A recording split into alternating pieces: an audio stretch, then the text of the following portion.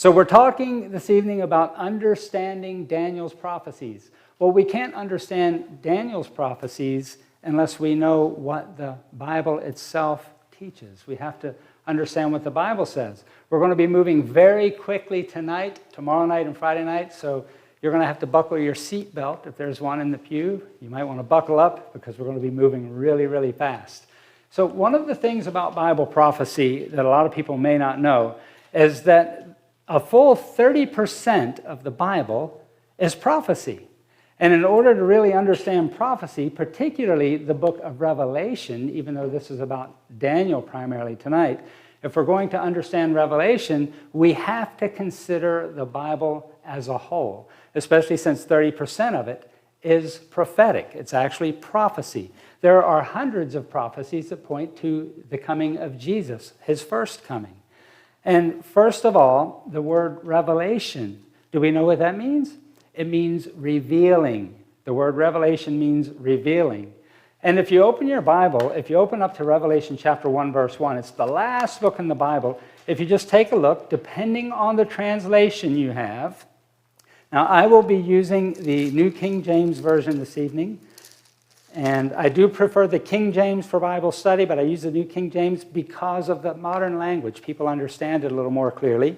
If you open up there to Revelation 1:1, it says, "The revelation of Jesus Christ, which God gave him to show his servants the things which must shortly take place. And he sent and signified it by his angels to his servant John." So it seems that God wants to reveal who he is through his son, Jesus Christ. He wants us to understand and know these things. That's what revelation means, to reveal. Now, in my Bible, where it says the revelation, that title, it has the revelation of Jesus Christ under it. Now, some Bibles might say the revelation of St. John, and some might say the revelation of St. John the Divine. Well, nowhere in the Bible do I read that John is divine, but we know that the Father is divine and the Son is divine. So when we read this and we look at it, we have to recognize this is a revelation of Jesus Christ, and that's what we read there in the first verse. So this whole seminar is actually pointing to Bible prophecies concerning the Son of God. And there are a number of things that I'd really like you to consider.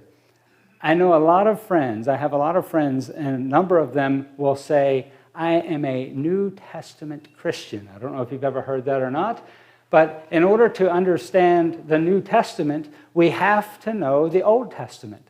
We must know it. Remember, we said a full 30% of the Bible is prophecy, so if I don't know what the Old Testament says, how can I understand the New? If I'm going to understand Revelation, I have to understand Daniel. Revelation has 404 verses, and more than 270 of that 404 verses are taken directly from the Old Testament. So 67% of Revelation comes from the Old Testament. So how can I understand the book of Revelation unless I'm grounded and rooted in what the Old Testament says?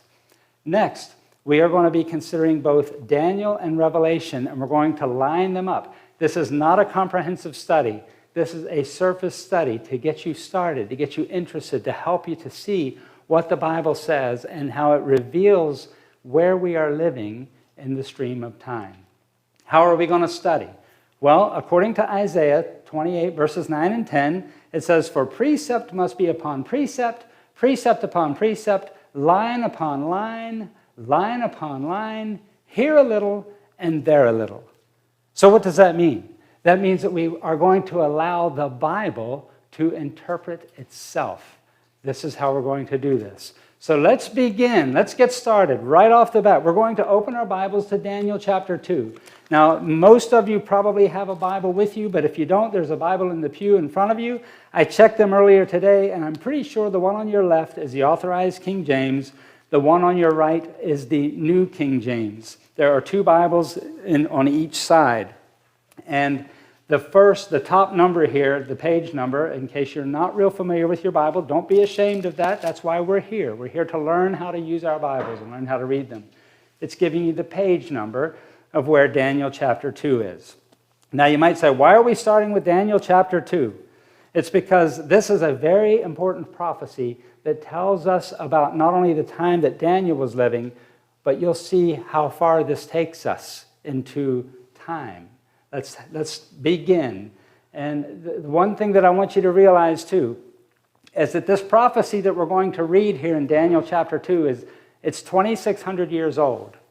It was written about 600 BC. It was written in the province of Babylon, if you've ever heard of Babylon.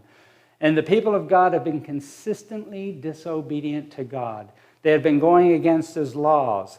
And God was pretty much fed up with the things that they were doing. So what did he do?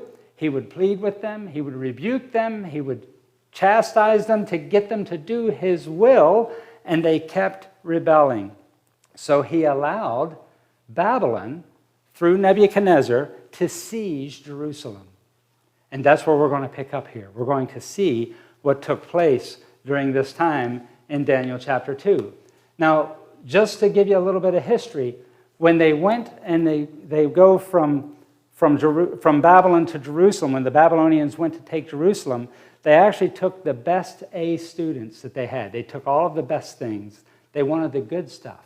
So they traveled 600 miles across the desert, and then they bring them back and they brainwash them. They brainwashed the kids in the ways of the Babylonians, and they tried to brainwash the people in the way of the Babylonians. So this is just a little history on what happened. We're going to read about this in just a moment. The name Daniel, just so you know, it's a juxtaposition of two words, Dan and El. El is a shortened form of Elohim, which means God in Hebrew. Dan means judge. So Daniel, that word means God is my judge. And some translations will say God alone is my judge. And so let's begin here in Daniel chapter 2 and verse 1, knowing the history. This gives us the timeline. It says, now in the second year, Daniel 2:1, in the second year of Nebuchadnezzar's reign, Nebuchadnezzar had dreams, and his spirit was so troubled that his sleep left him. Then the king gave the command to call the magicians, the astrologers, the sorcerers, and the Chaldeans to tell the king his dreams. So they came and stood before the king. And the king said to them, I have had a dream, and my spirit is anxious to know the dream. Then the Chaldeans spoke to the king in Aramaic. O king, live forever. Tell your servants the dream, and we will give you the interpretation. The king answered and said to the Chaldeans, my decision is firm. If you do not make known the dream to me and its interpretation, you shall be cut in pieces, and your houses shall be made an ash heap. However, if you tell the dream and its interpretation, you shall receive from me gifts, rewards, and great honor. Therefore, tell me the dream and its interpretation. So I want you to notice there's two things that the king's asking for. You know, if somebody asks you to tell, if you tell somebody what you dreamed, they might be able to say, well, that might mean this or that. But he's saying, I don't remember what I dreamed. So you have to tell me, not only do you have to tell me the dream, but you have to tell me the interpretation. So that's what's taking place here. He had this dream in the middle of the night. It was important enough to him. It disturbed him enough that he brings these people together. Now, this should tell you that this was a Babylonian king, because who does he call? Magicians, soothsayers, right? God's people don't do that. They don't go to magicians. They don't go to fortune tellers, people like that. So this king was a Babylonian king. Well, let's pick up in verse 8. If I'm moving too fast, raise your hand and I'll try to slow down a little bit. We okay? Verse 8. The king, this is Nebuchadnezzar, the king answered and said, I know for certain that you would gain time because you see that my decision is firm. If you do not make known to me, or make known the dream to me, there is only one decree for you. For you have agreed to speak lying and corrupt words before me till the time has changed. Therefore, tell me the dream, and I shall know that you can give me its interpretation. The Chaldeans answered the king and said, there is not a man on earth who can tell the king's matter. Therefore, no king, lord, or ruler has ever asked such things of any magician, astrologer, or Chaldean. It is a difficult thing that the king requests, and there is no other who can tell it to the king except the gods whose dwelling is not with flesh. For this reason, the king was angry and very furious and gave the command to destroy all the wise men of Babylon. So the decree went out, and they began killing the wise men, and they sought Daniel and his companions to kill them. Then, with counsel and wisdom, Daniel answered Antioch, the captain of the king's guard, who had gone to kill the wise men of Babylon. He answered and said to Arioch, the king's captain, "Why is the decree from the king so urgent?" Then Arioch made the decision known to Daniel. So Daniel went in and asked the king to give him time that he might tell the king the interpretation. So let me explain this. We have this young man, Daniel. He's probably a teenager. He's in his late teens at this time. And here he is, this young man. He might be near 20, as far as history can tell. We have this young man that Arioch comes because he has to kill all of the wise men and soothsayers and all these people. And he comes to Daniel's door, and he knocks on Daniel's door. Daniel comes to the door, and he says, "Well, I'm here to take you in. I got to kill you." And Daniel says, "What do you mean you have to kill me?" He says, "Well, the king had this dream, and he wants to know the interpretation. You're one of his people, and he's expecting somebody to be able to tell him the dream." So he says, "Take me to the king. Take me to the king, and let me talk to him." So Arioch takes him to the king. And remember, he wanted two things, the dream and the interpretation. So here we go. Let's pick up in verse 17. It says, "Then Daniel went to his house after talking with the king," right? He asked the king for time. He says, "Give me some time." So he goes back to his home in verse 17. Daniel went to his house and made the decision known to Hananiah, Mishael, and Azariah, his companions. Does anybody know who these three Hebrews are? They're Babylonian names. Yes, Shadrach, Meshach, and Abednego. That's their Babylonian names. Remember I told you the king was brainwashing them in the way of the Babylonians? He took these Hebrew boys and gave them names of false gods. He took their given names from them and gave them false names. But I love the fact that when this is recorded, it has their Hebrew names right here. So let's take a look at verse 18. So he seeks Shadrach, Meshach, and Abednego, these Babylonian names. Actually, it's Hananiah, Mishael, and Azariah. That they might seek mercies from the God of heaven concerning this secret, so that Daniel and his companions might not perish with the rest of the wise men of Babylon. Then the secret was revealed to Daniel in a night vision. So Daniel blessed the God of heaven. You see what happened? They prayed about it, and God reveals it to them.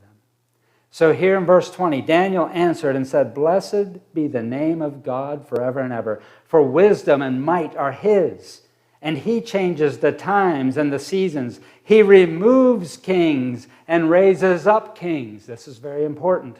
Remember, put this verse on a hook in your brain, because we're going to be talking about this as we go through this series. Look at that again, verse 21. He, that's God, changes times and the seasons. He removes kings and raises up kings. He gives wisdom to the wise and knowledge to those who have understanding. He reveals deep and secret things. He knows what is in the darkness, and light dwells with him.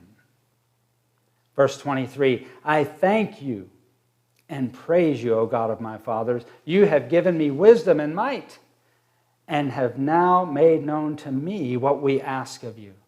For you have made known to us the king's demand." This is amazing. These three teenage boys go to God in prayer, and he reveals the secret to them. So notice verse 24. "Therefore Daniel went to Arioch," that guy that came to kill him. He goes to Arioch, whom the king had appointed to destroy the wise men of Babylon, and he went and said thus to him, "Do not destroy the wise men of Babylon." I love that. He didn't say, "Don't kill me." He was worried about the people. You know, as Christians, we're supposed to preach the gospel to save the lives of others. And that's exactly what Daniel was concerned about. He was concerned about the lives of others. So he says, do not destroy them, right? It says, do not destroy the wise men of Babylon, verse 24, about halfway down. "Take me before the king, and I will tell the king the interpretation." Then Arioch quickly brought Daniel before the king and said thus to him, "I have found a man of the captives of Judah who will make known to the king the interpretation." Sounds like Arioch's taking a little credit for that. Verse 26, "The king answered and said to Daniel," whose name was Belteshazzar, that was his Babylonian name, Belteshazzar, are you able to make known to me the dream which I have seen and its interpretation? He wants them both. Verse 27, Daniel answered in the presence of the king and said, the secret which the king has demanded, the wise men, the astrologers, the magicians, and the soothsayers cannot declare to the king. But there is a God in heaven who reveals secrets, and he has made known to King Nebuchadnezzar what will be in the latter days. In the latter days. Very important. Your dream and the visions of your head upon your bed were these. As for you, O king, thoughts came to your mind while you were in bed, on your bed, about what would come to pass after this. And he who reveals secrets had made known to you what will be.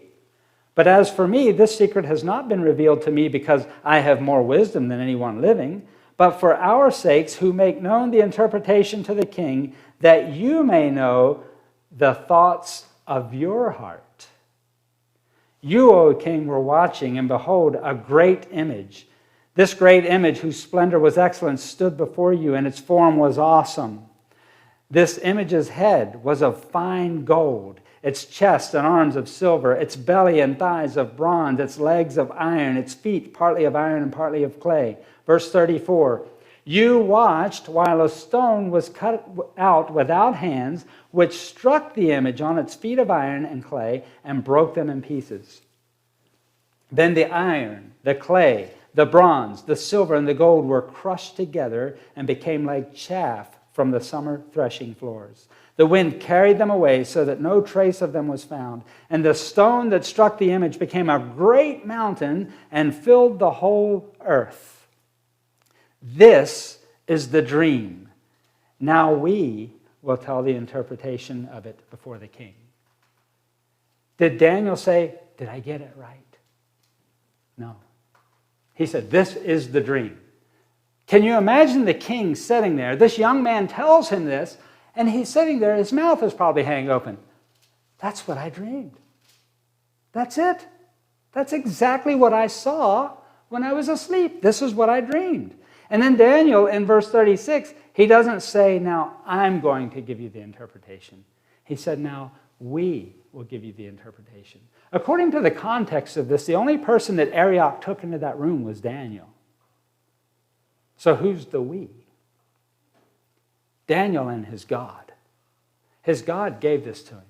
So now we will tell the interpretation of it before the king. Let's continue in verse 37. Let's continue on.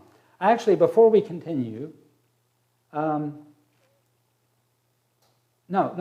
continue on. Let's just continue on. It says here, I think I'm where I want to be right now. This is a little bit different layout than what I normally have done with this. So I'm just kind of thinking this through because I want it to make sense to everybody here. Verse 37 is where I think I left off. It says, you, O king, remember, he wanted the dream and its interpretation, so he's already given him the dream. Now he's going to interpret it. Line upon line, precept upon precept, here a little, there a little. You, O king, verse 37, are a king of kings, for the God of heaven has given you a kingdom, power, strength, and glory, and wherever the children of men dwell, or the beasts of the field and the birds of heaven, he has given them into your hand and has made you ruler over them all. You are this head of gold. But after you shall arise another kingdom inferior to yours, then another, a third kingdom of bronze, which shall rule over all the earth. And a fourth kingdom shall be as strong as iron, inasmuch as iron breaks in pieces and shatters everything. And like iron that crushes, that kingdom will break in pieces and crush all the others. Whereas you saw the feet and the toes, partly of potter's clay and partly of iron, the kingdom shall be divided, yet the strength of the iron shall be in it, just as you saw the iron mixed with ceramic clay. And as the toes of the feet were partly of iron and partly of clay, so the kingdom shall be partly strong and partly fragile. As you saw the iron mixed with ceramic clay, they will mingle, but not with the seed of men. They will mingle with the seed of men, but they will not adhere to one another. Let me read that again, because my eyes were ahead of me. Verse 43, as you saw iron mixed with ceramic clay, they will mingle with the seed of men, but they will not adhere to one another, just as iron does not mix with clay. And in the days of these kings, the God of heaven will set up a kingdom which shall never be destroyed. And the kingdom shall not be left to other people. It shall break in pieces and consume all these kingdoms, and it shall stand forever. Inasmuch as you saw that the stone was cut out of the mountain without hands, and that it broke in pieces the iron, the bronze, the clay, the silver, and the gold, the great God has made known to the king what will come to pass after this. Notice his next words. The dream is certain, and its interpretation is sure.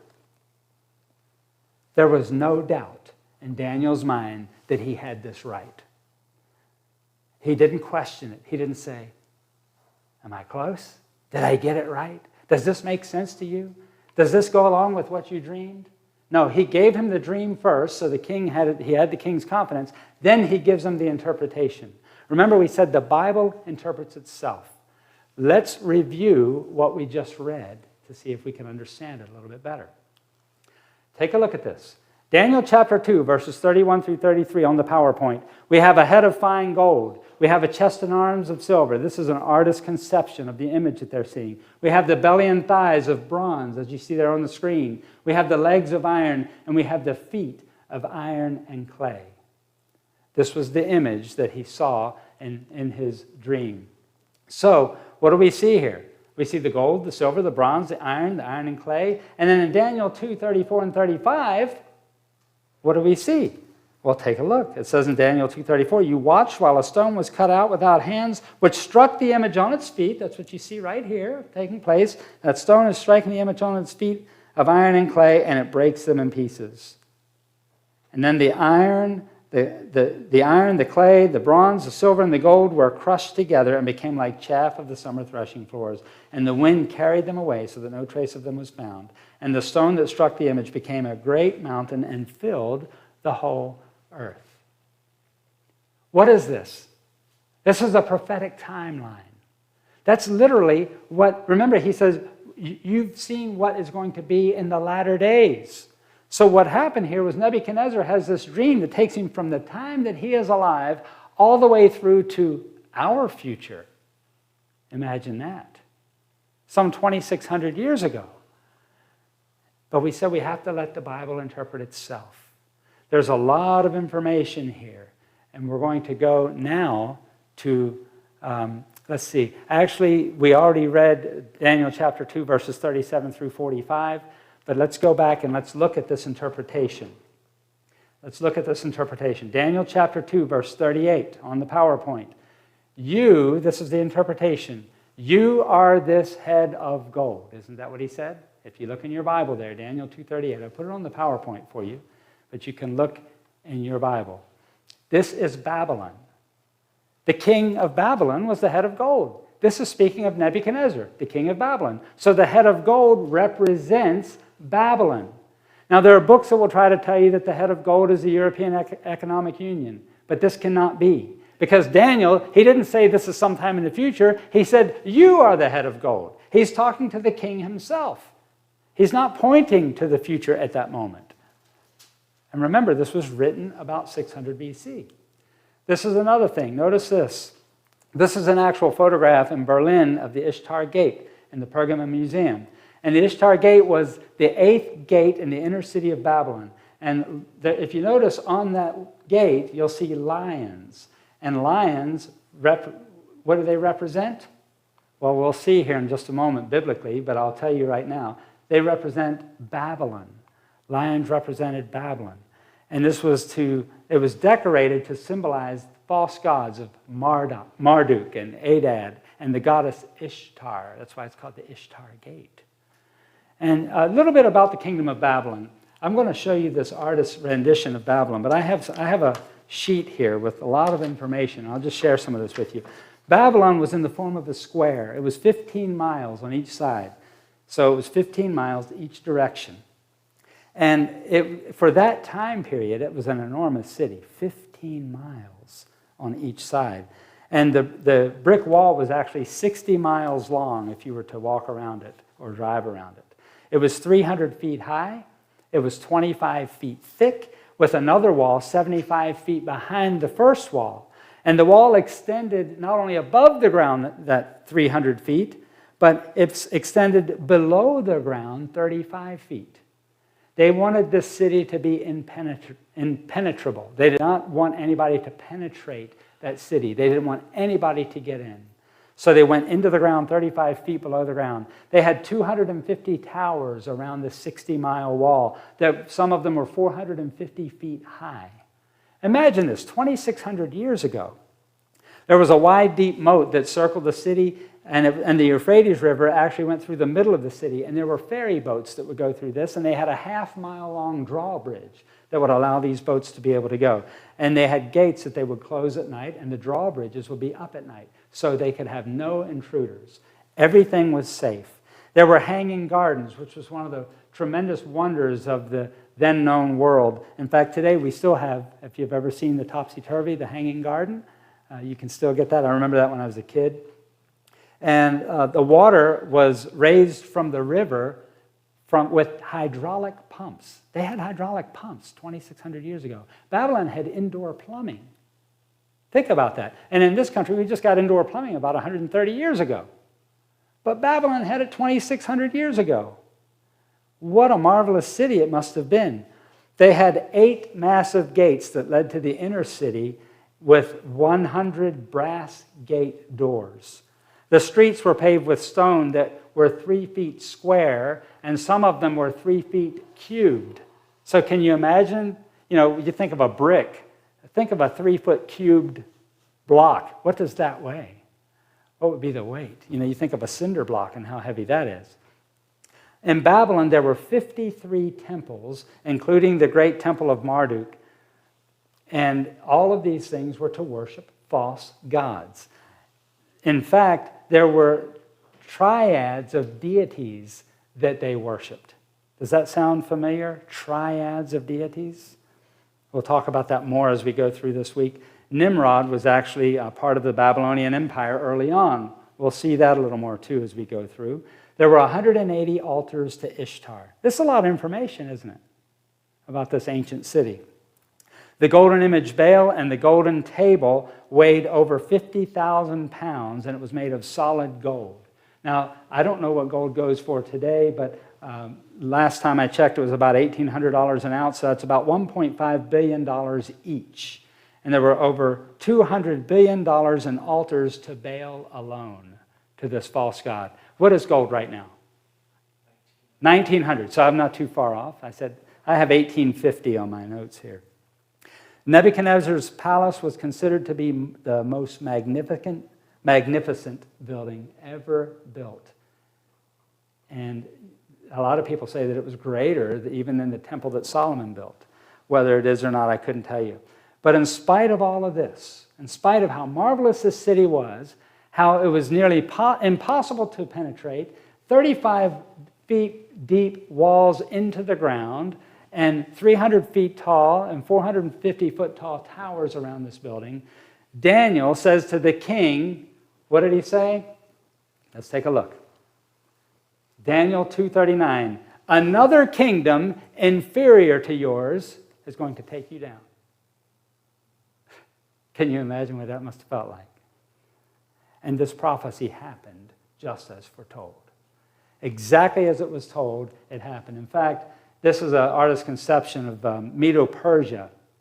Cyrus the Great actually took Babylon. He diverted the Euphrates River. Remember I told you that the river went through the city and they had all of these gates? Well, they actually diverted the river a couple of miles up from Babylon, and they put it into an area, and the waters receded, and they walked right into the city. That was prophesied by Isaiah.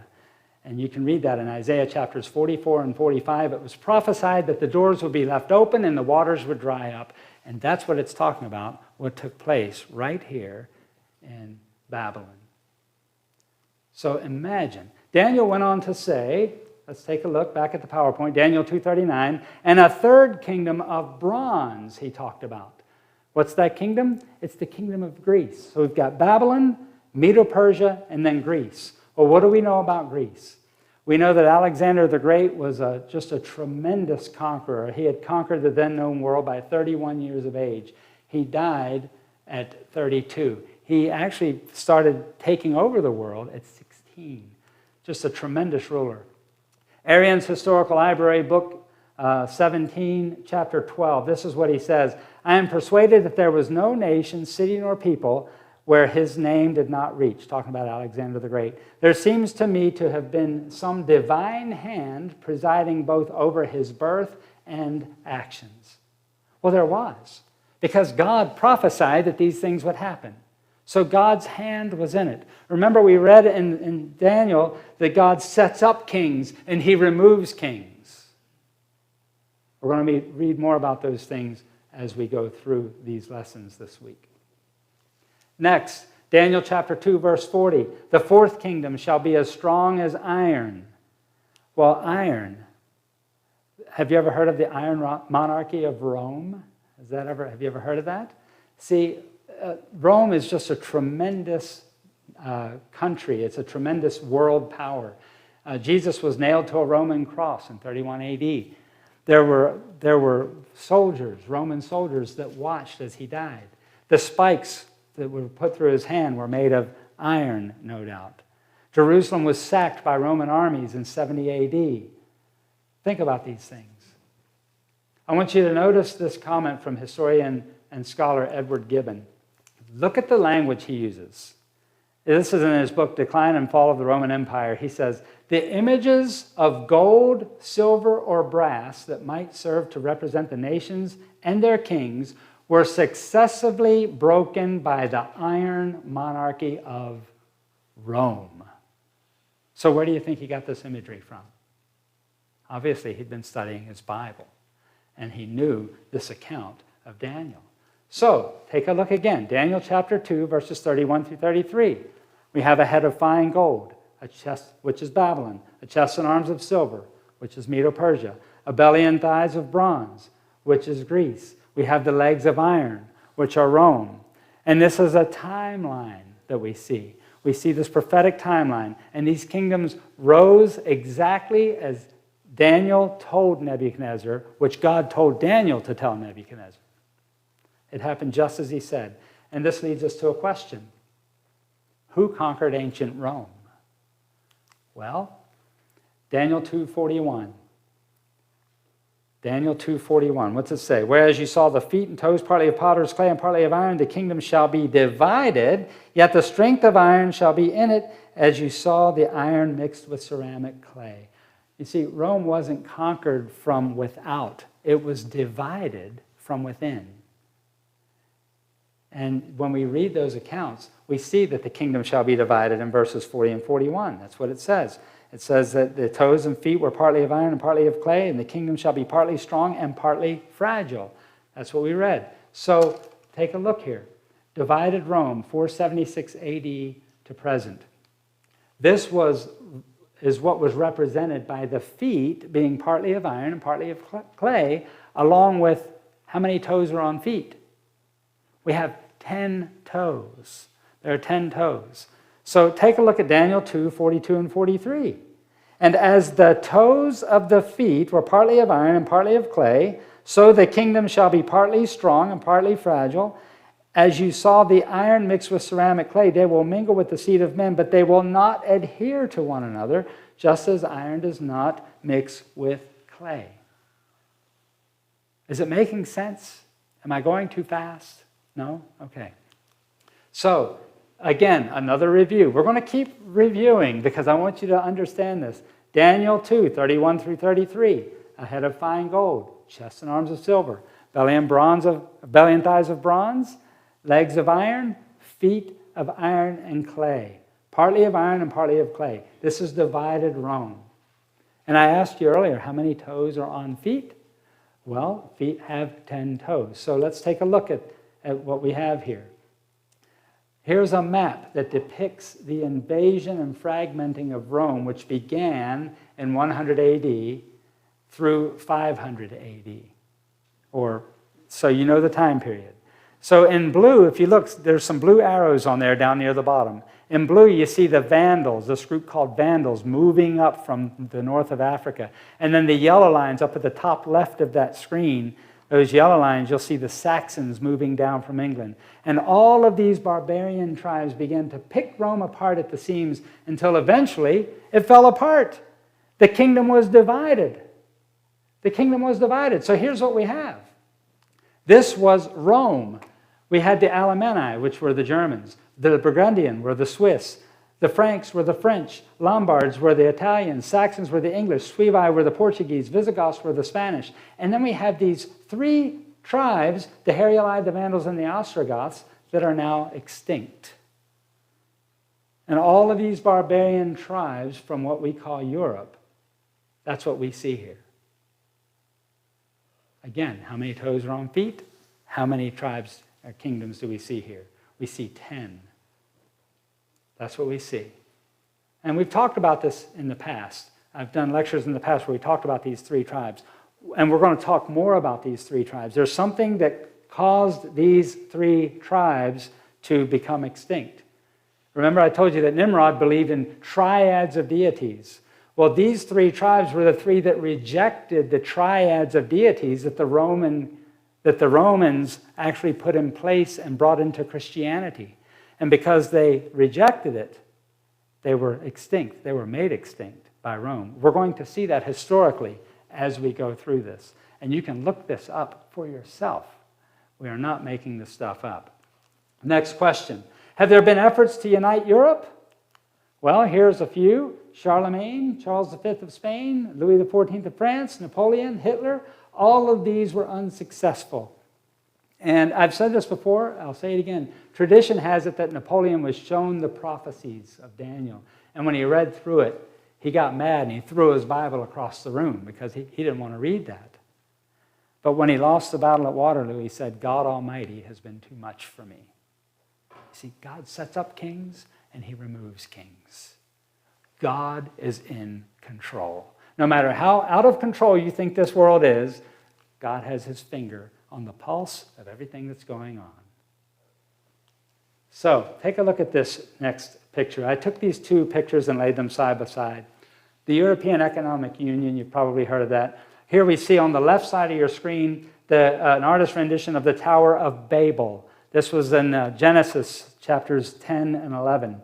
And then on the right side, you see you actually see the poster, the official poster for the European Economic Union. Now, the one on the left was actually painted by a painter named Bruegel, a Flemish Renaissance painter. And then this poster shows the Tower of Babel and carrying the slogan, "Many tongues, one voice." Well, what do we know about the Tower of Babel? It's where God confused the languages. You can read about that again in Genesis 10 and 11. God wanted people to disperse and leave, and they were building this tower in opposition to God. But we have this prophecy that tells us they shall not cleave one to another. That's what the Bible says. So it's not going to happen. I'm going to stand here and tell you that. It's not going to happen. In case the point was lost, the crane that's in the background, if you look at that picture on the right, if you take it close, there's a crane back there. And that's showing the rebuilding of this Tower of Babel. God had that building stop back then. So there was kind of a prophecy built into that, wasn't it? That it would stop. And so here we have that same thing. Above the Tower of Babel, if you take a look there, above the Tower of Babel, we're shown the Euro stars on the right side. They're kind of upside down stars. They're inverted, as in witchcraft. That's what they do.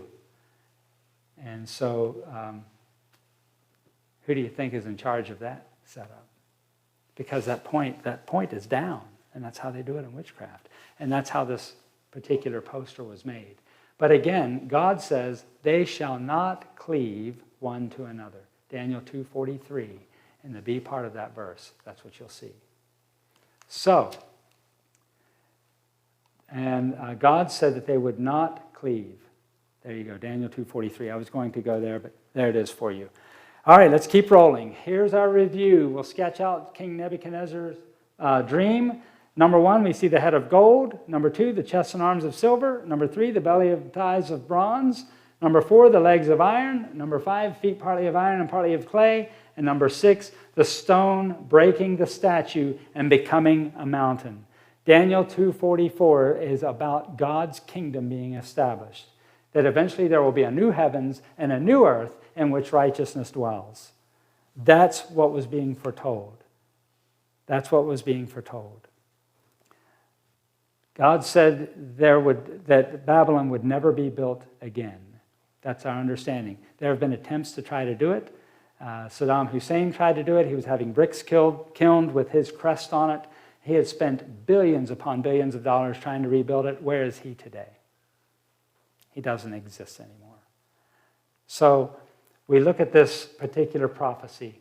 We have Babylon, Medo-Persia. Babylon, head of gold. Medo-Persia, chest and arms of silver. Greece, belly of bronze. Rome, the legs of iron. Then we have divided Rome. And then we have the question that we need to talk about a little bit, and we're going to get to these things. God's kingdom is established. But there are things that have to happen before that occurs. So where are we in this timeline? Well, let's go to Daniel chapter 7. Daniel chapter 7. And we're going to overlay this with Daniel chapter 2. I will tell you right now, I was hoping to be at this point about 15 minutes ago. But it's a lot of information. So Daniel chapter 7, and I'm going to read the whole chapter. I'm just going to read it through very quickly. And listen carefully to the language. See if you hear anything similar, anything that kind of rings a bell for what we've read in Daniel chapter 2. Okay, Daniel chapter 7, beginning in verse 1. It says, "In the first year of Belshazzar, king of Babylon, Daniel had a dream." So this is Daniel's dream. "And visions of his head while on his bed. Then he wrote down the dream, telling the main facts. Daniel spoke, saying, I saw my vision by night, and behold, the 4 winds of heaven were stirring up the great sea. And 4 great beasts came up from the sea, each different from the other. The first was like a lion, and had eagle's wings. I watched till its wings were plucked off, and it was lifted up from the earth, and made to stand on 2 feet like a man, and a man's heart was given to it. And suddenly another beast, a second, like a bear, it was raised up on one side, and had 3 ribs in its mouth between its teeth. And they said thus to it, Arise, devour much flesh. After this I looked, and there was another, like a leopard, which had on its back 4 wings of a bird. The beast had 4 heads, and dominion was given to it. After this I saw in the night visions, and behold, a 4th beast, dreadful and terrible, exceedingly strong. It had huge iron teeth. It was devouring, breaking in pieces, and trampling the residue with its feet." Let's see, there we go. "It was different from all the beasts that were before it, and it had 10 horns." Verse 8, "I was considering the horns, and there was another horn, a little one, coming up among them, before whom 3 of the first horns were plucked out by the roots. And there in this horn, were eyes like the eyes of a man, and a mouth speaking pompous words. I watched till thrones were put in place, and the Ancient of Days was seated. His garment was white as snow, and his hair of his head was like pure wool. His throne was a fiery flame, its wheels a burning fire. A fiery stream issued and came forth from before him. 1,000 thousands ministered to him. 10,000 times 10,000 stood before him. The court was seated, and the books were opened. I watched," in verse 11, "I watched then because of the sound of the pompous words which the horn was speaking. I watched till the beast was slain, and its body destroyed and given to the burning flame. As for the rest of the beasts, they had their dominion taken away, yet their lives were prolonged for a season and a time. I was watching in the night visions, and behold, one like the Son of Man, coming with the clouds of heaven. He came to the Ancient of Days, and they brought him near before him. And to him was given dominion and glory and a kingdom, that all the peoples, nations, and languages should serve him.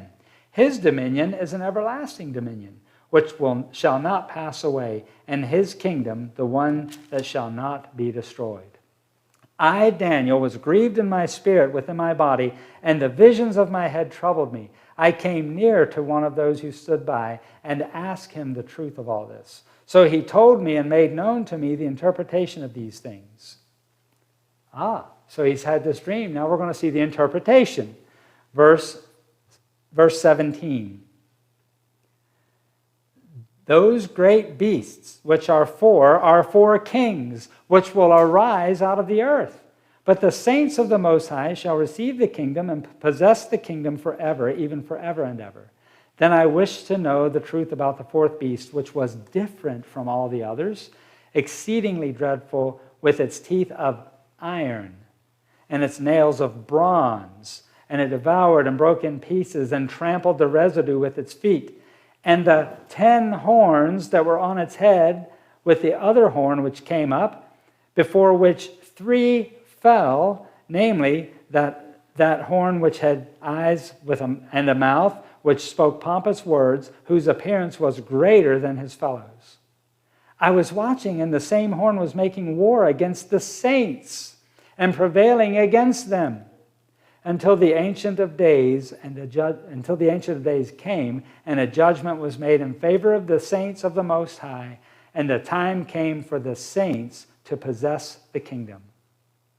Thus he said, the fourth beast shall be a fourth kingdom on earth, which shall be different from all other kingdoms, and shall devour the whole earth, trample it and break it in pieces. The 10 horns are 10 kings who shall arise from this kingdom, and another shall arise after them. He shall be different from the first ones, and shall subdue 3 kings. He shall speak pompous words against the Most High, shall persecute the saints of the Most High, and shall intend to change times and law. Then the saints shall be given into his hand for a time and times and half a time. But the court shall be seated, and they shall take away his dominion, to consume and destroy it forever. Then the kingdom and dominion and the greatness of the kingdoms under the whole heaven shall be given to the people, the saints of the Most High. His kingdom is an everlasting kingdom. All dominions shall serve and obey him. This is the end of the account. As for me, Daniel, my thoughts greatly troubled me, and my countenance changed, but I kept the matter in my heart. It's a lot of information. We're going to skim through it, and let's see what we can pick out.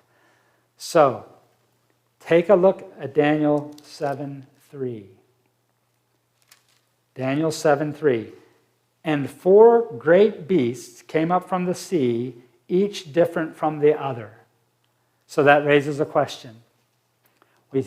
As the chapter begins, Daniel sees 4 beasts coming up out of the sea. In prophecy, what does a beast represent? We have to let the Bible interpret itself. On the PowerPoint, Daniel 7:17. Those great beasts, which are 4 kings. Does that make sense? We're letting the Bible interpret itself. Beasts in Bible prophecy represent nations. Next, Daniel 7:23. The 4th beast shall be a 4th kingdom on earth. Beasts in Bible prophecy represent nations or kingdoms. For example, the United States uses an eagle. France uses a rooster. Canada uses a beaver. These beasts represent certain kingdoms. But we have to look at it according to the time period that we're studying, right? Again, Daniel 7:3. Look at it again. And 4 great beasts came up from the sea, each different from the other. So the next question, in Bible prophecy, what does the sea represent? We saw what the beast represents. What about the sea? Well, Revelation 17:15. The waters are peoples, multitudes, nations, and tongues. So the sea in Bible prophecy, that's a great body of water. It represents many people. It's very clear. Daniel and Revelation go together. They go hand in hand. We will see this more as we go through this. Next question. What kingdom does the lion of Daniel 7:4 represent? We saw there was a lion. What does it say? The first was like a lion and had eagle's wings. Remember the image Nebuchadnezzar dreamed about? Would you like to guess who the lion represents? What do we see there? Remember the Ishtar gate? What was the first kingdom in his dream? The first was like a lion and had eagle's wings, according to Daniel 7, verse 4. So Babylon is portrayed as a lion in Jeremiah chapter 4, verse 7, in Jeremiah 50, verse 17, verse 43, and verse 44. Those are places where you can find that Babylon is actually a lion. And the Ishtar gate, which was that gate we looked at earlier, if you notice, it has lions on it. I mentioned that when we looked at it the first time. I just wanted to show it to you again. But these lions have no wings. These lions have no wings that are on there. So that raises the next question. What do the eagle's wings mean? Because the lion that we see in Daniel here has eagle's wings. Well, let the Bible interpret itself. Deuteronomy 28:49, the Lord will bring a nation against you as swift as the eagle flies. But let's look at another verse.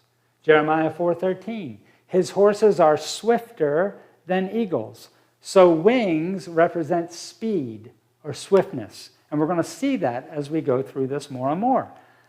Next question. Are we going too fast? Yeah or no? No, okay. All right. What do the four winds of verse 2 represent? Because we saw it said four winds. Jeremiah 25, 32 and 33. This is from the modern King James Version. It says, thus says Jehovah of hosts, a great whirlwind shall be raised up from the farthest part of the earth, and the slain of Jehovah will be from one end of the earth even to the other end of the earth. Again, we look at Revelation 7, 1 through 3. I saw four angels standing on the four corners of the earth, holding the four winds of the earth, that the wind should not blow on the sea. So winds represent strife or trouble, troubling times. Okay, we're letting the Bible interpret itself. Next question. What kingdom does the bear represent in Daniel chapter 7, verse 5?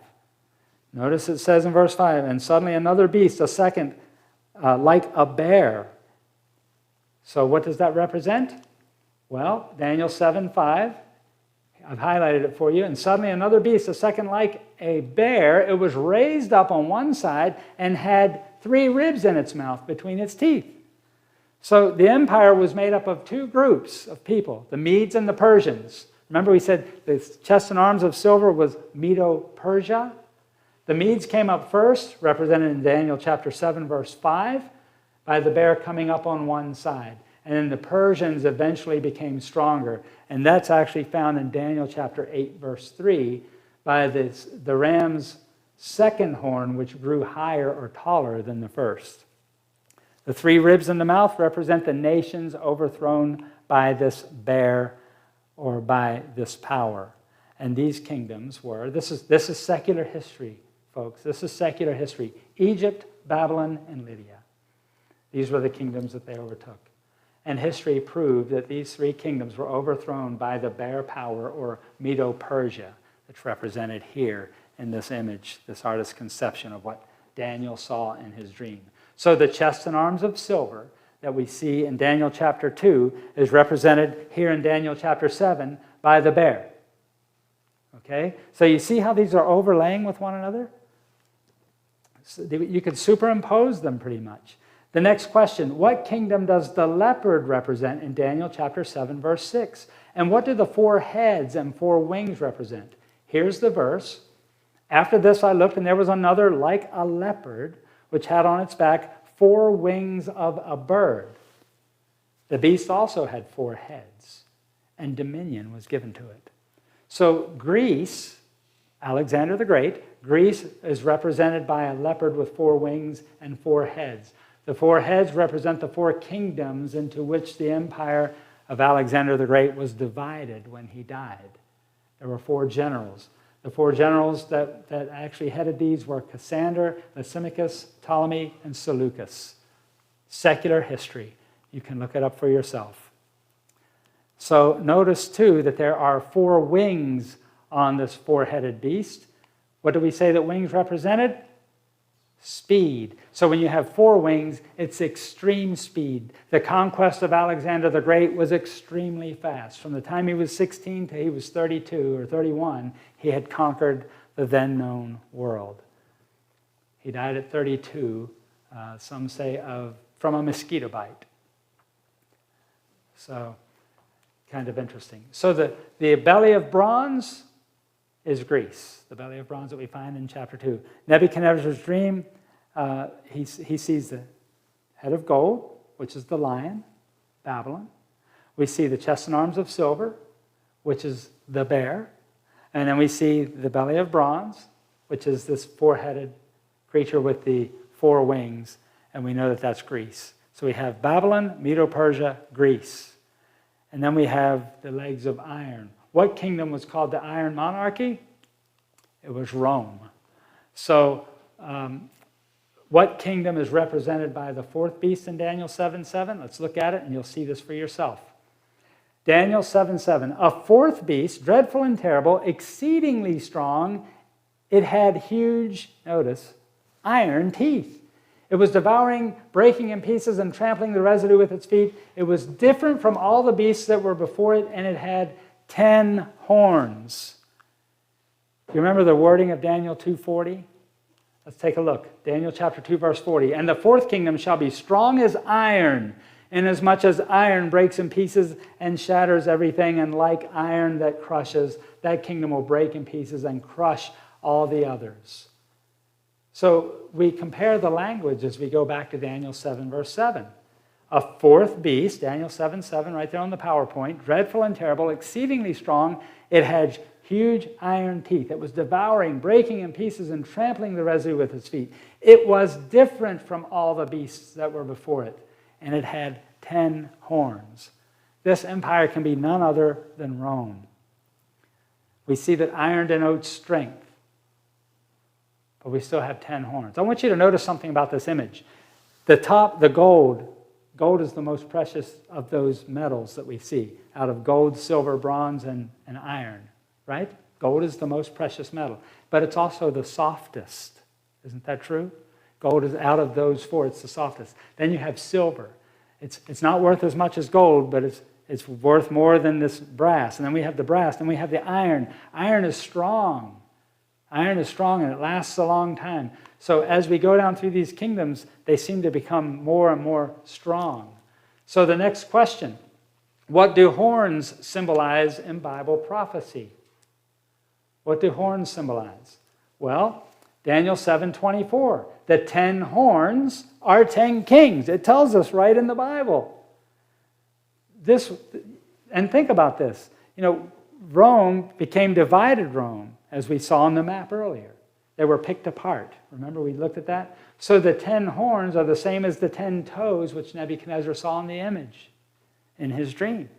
In Daniel 7:7, the Roman Empire, the 4th world kingdom, is represented by this horrible or this nondescript beast. We know something looks like, we know what a lion looks like, we know what a bear looks like, we know what a leopard looks like. They were a little different because some had wings and 4 heads. But this beast there's nothing that is quite like it on the earth. So that's why we kind of call it a nondescript beast. And it has iron teeth and 10 horns. So this is an artist's conception of this beast. Babylon, Medo-Persia, and Greece were described by animals that we're familiar with. But this beast is not described as having a likeness of any animal that we know. And that's why we call it the nondescript beast of Daniel. So let's review. We have this great image that Nebuchadnezzar saw in his dream. And then we see the head of gold, chest and arms of silver, belly of bronze, legs of iron, feet of iron and clay. And this image that he saw in the dream, which Daniel interpreted, each metal represented a kingdom.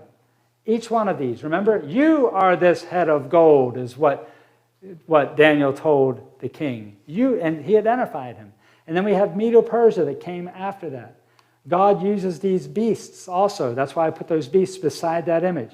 He uses these beasts also to identify nations.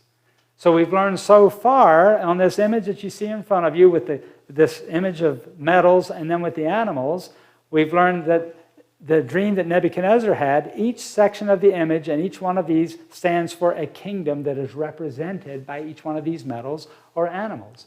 And then, down at the bottom, we also learn that in Bible prophecy, beasts represent nations. Wind represents strife. The sea represents people. Wings represent speed. Horns represent kings or kingdoms. It's a lot to take in one lecture, isn't it? But once we have that foundation laid, it's so much easier to see these other things. It's so easy to go through and see. We blasted through this pretty fast. We're going to recount this as we go through the lectures. We're going to come back to this. The point that we're making here, this is a prophetic timeline. And all of these things were foretold even before some of these things, even before they existed. The taking of the Medes and Persians and Cyrus going in and taking Babylon, Cyrus was named 200 years before he existed as the one who would take Babylon. Can you imagine somebody reading that and saying, wait a minute, this is saying that somebody named Cyrus is going to take Babylon down. And then you look at the city of Babylon and you say, how is that even possible? Look at this enormous city of antiquity. 2,600 years ago, we talked about some of the things that were there. Could you imagine somebody saying that this inferior kingdom is going to take it, that they're going to come right in through the front gate? Oh, wait, all that water? How's that going to happen? Well, if you read Bible prophecy, if they understood Bible prophecy, they would have known what was going to happen. And it happened just as the Bible said. And all of these kingdoms have come about exactly as Nebuchadnezzar dreamed, as Daniel gave him the interpretation given to him by God. So we see a timeline. Biblical timelines are extremely important. Extremely important. So again, Daniel chapter 2, verses 31 through 33, the head of fine gold, chest and arms of silver, belly and thighs of bronze, Babylon, Medo-Persia, Greece, legs of iron is Rome, feet of iron and clay, divided Rome. There are still prophecies that we have to discover. There are still prophecies that we have to discover. This is just a very brief foundation for what we're going to continue studying. The next question is, what happens next in the Daniel 7 prophecy? Now, we read it, but we haven't unveiled it yet. It's there. We read through it. Well, you're going to have to come back tomorrow night.